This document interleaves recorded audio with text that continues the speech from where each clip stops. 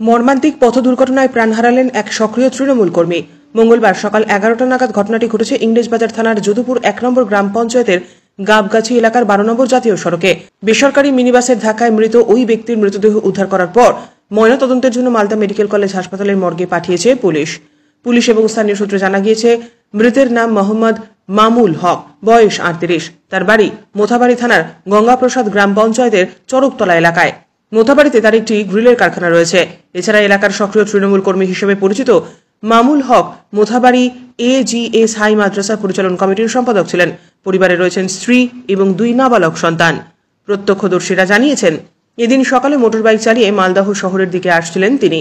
গাবগাছি এলাকায় একটি বেসরকারি মিনিবাসকে ওভারটেক করতে গিয়ে তার নিয়ন্ত্রণ হারিয়ে যায়। এরপর পিছন থেকে বাসটি ধাক্কা মারলে তিনি রাস্তায় ছিটকে পড়েন। মাথার উপর দিয়ে গাড়ির চাকা চলে যায়। ঘটনাস্থলেই মৃত্যু হয় তার। ঘটনার পর স্থানীয়রা ধাওয়া করে বাসটিকে আটক করলেও চালক পলাতক। এই ঘটনার পর মালদা মেডিকেল কলেজে মৃতের পরিবারের সঙ্গে দেখা করেন মোথাবাড়ির বিধায়ক তথা রাজ্যের উত্তরবঙ্গ উন্নয়ন দপ্তরের রাষ্ট্রমন্ত্রী সাবিনা ইয়াসমিন। তিনি বলেন, ঘটনাটি অত্যন্ত দুঃখজনক। মৃতের পরিবারকে সমবেদনা জানানো হয়েছে।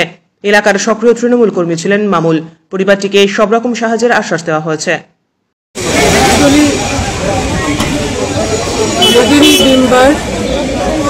হাই মাদ্রাসা ইলেকশনে সে জিতেছিল মামুন আক্তার। আমার খুব কাছে, এত ভালো ছেলে আমি খুব কমই দেখেছি। অ্যাক্সিডেন্ট দুর্ঘটনায় তার মৃত্যু হয়েছে।